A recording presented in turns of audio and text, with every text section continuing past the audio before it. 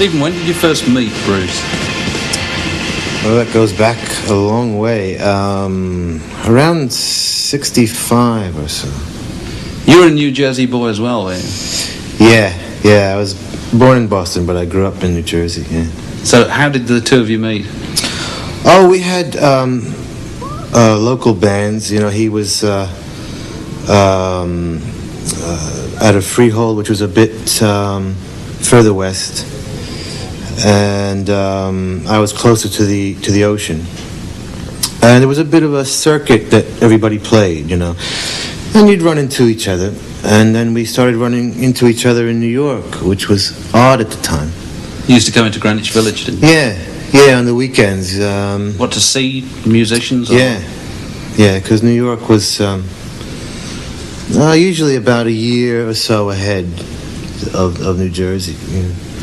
And so we'd come in and steal what we could and go back and look brilliant. When we met, this girl introduced me to him, who was a singer in the band I was in.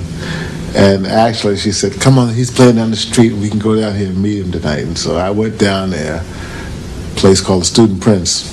Is this in Asbury Park? In Asbury Park, yeah. It's no longer there. But I opened the door, and the wind blew the door down the street.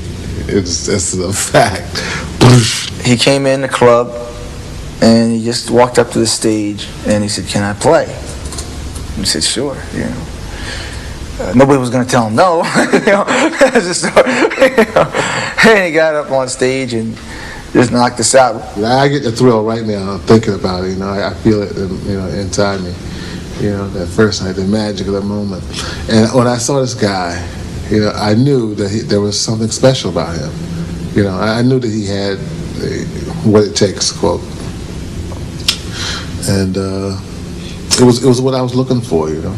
I was with our old drummer, Vinny Lopez, and we were sort of we thought we were pretty hot in those days. We'd sort of go check out all the new talent in the area. We heard about this fellow, and we went to check him out. And we turned our chairs around and sat with our arms up there, and he blew us away. He was just he was unbelievable then, and I had never seen anything like him. I thought he was hidden away, like he was from England, or I had never heard of him, but he looked like a celebrity. Well, I answered an ad in a New York newspaper in August of 1974. It said, "Wanted drummer." I went down and played with him, and I'll tell you, from the first beat, it was like magic. Just fell together. He had just broken up Steel Mill, which was like a four-piece Led Zeppelin-based kind of band, and wanted to expand the band and go into a little more R&B direction.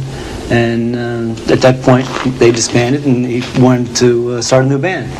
And I came in. I was working with Dave Sanchez in another band, and we sort of came in together, and that's the story. On one of Bruce's tours before, I think Born to Run really broke big, at the Bottom Line in New York City, I got, for the first time, had a chance to see Bruce play. And it was his last night at a famous stand at the Bottom Line in New York City. And I was playing the next night. It was my first show as a solo artist. My band Green had broken up, so I was like petrified already. And I went to see Bruce just to kind of be inspired, which I certainly was. But it was just so overwhelming because, you know, the whole band and two keyboards and this little tiny club and doing this 4-hour show, and they did 2 shows. And as much as I loved it, halfway through the second show, I was so, like, you know, wrapped up in how great it was and so worried about my show and kind of inspired and overwhelmed at the same time. I left and went back to my hotel and just worked out all night, did sit-ups and all the kinds of exercise just to kind of wind down enough to, like, be grounded enough to do my show the following night. I was really knocked out.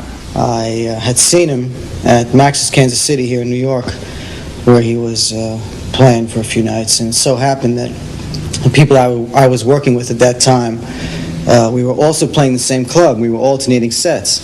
So I watched him for 3 nights and got real excited about him.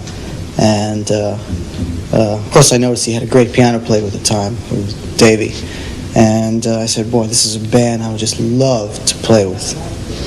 And it so happened that about 8 months later, I'd been living up in Boston. I moved back to New York City, and I picked up the Village Voice one day and read the music ads. And there was an ad for Bruce Springsteen and the E Street Band, piano player and drummer wanted. So I reached for the phone, made the call, and I went down and auditioned. First time I saw Bruce, he was opening up for Jethro Tull, Monmouth College, before he had a record deal. But I'd always heard of him because when Sorry, did you go to see Jethro Tull, or did you go to see Bruce Springsteen? He doesn't know this. I went to see him. I went to see Jethro Tull because I liked him at the time. But I also went to see Bruce because I was singing in that area, you know, in different bands. And I wanted to get in a good rock band, and I knew he had the best rock band. Yeah, so they were the kind of ace team, were they, in the area? Oh yeah, always. Even back where when I'd be in bands and the guitar players would always. He was known as a real fast guitar player, and all the guitar players would try to emulate everything he did, just like, oh, Springsteen plays so fast. But he always had a great reputation in the best band.